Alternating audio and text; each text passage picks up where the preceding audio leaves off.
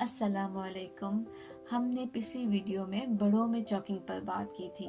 मैं थोड़ा दोहरा लूँ कि चॉकिंग दरअसल किसी चीज़ के गले में फंसने पर दम घुटने को कहते हैं। चॉकिंग चौथी बड़ी वजह है 5 साल से कम उम्र बच्चों में अमवात की। अमेरिका में हर 5 दिन में एक बच्चे की चॉकिंग से डेथ होती है।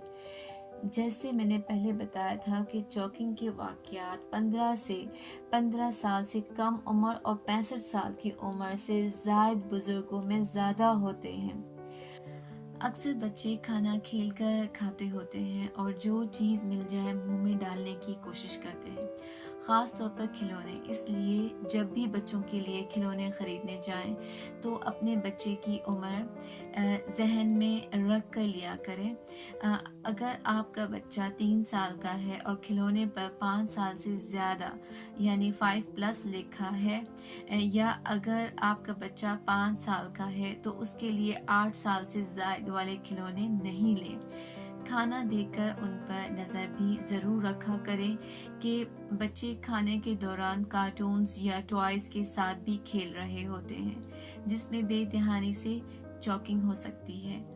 अब हम बात करेंगे 1 साल से कम उम्र दूध पीते बच्चे या इब्तदाई ग़िज़ा खाने वाले बच्चे।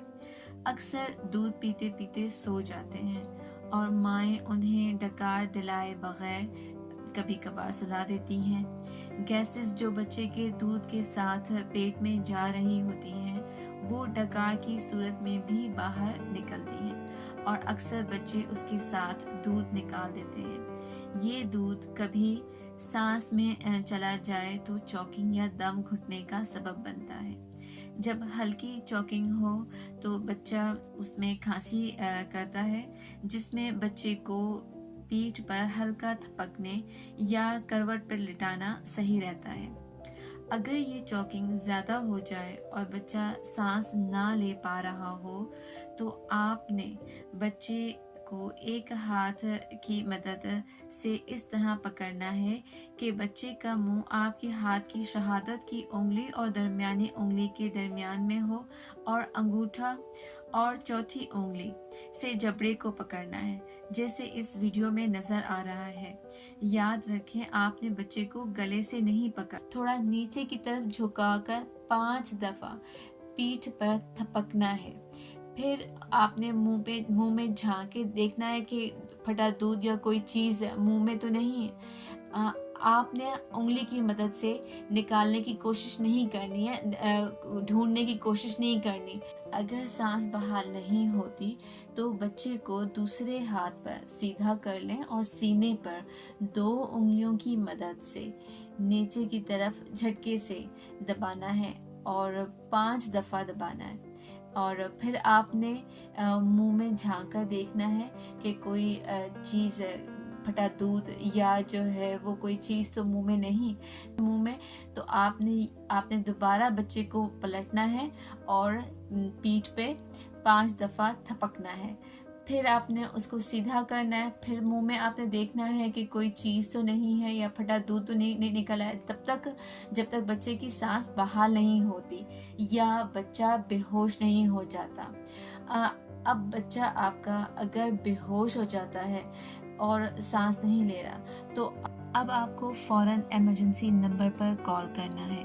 पाकिस्तान में 1122 पर कॉल कर सकते हैं या अपने किसी ऐसे करीबी रिश्तेदार को कॉल करके बताना है जो एम्बुलेंस के साथ फ़ौरन घर आ सके और बच्चे को हॉस्पिटल मुंतकिल कर सके।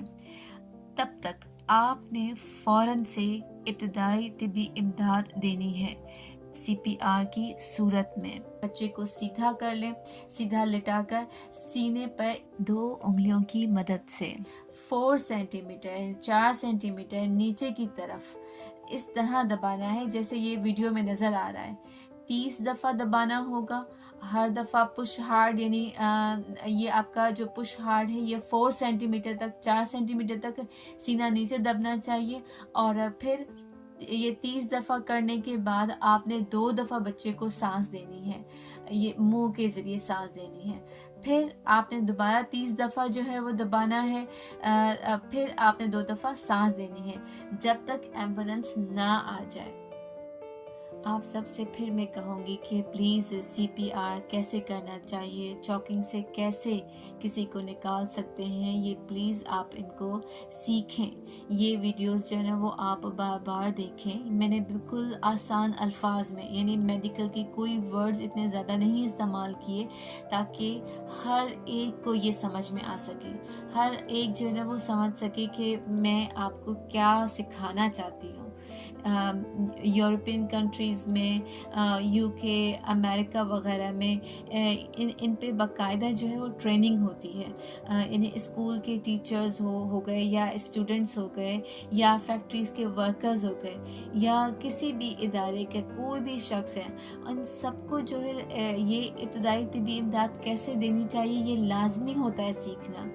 اور میں ہمیشہ یہ کہتی ہوں کہ آپ کہیں بھی کسی کے اپنے یا پرائے پڑوس میں یا کہیں باہر کسی کے بھی لائف سیور ہو سکتے ہیں۔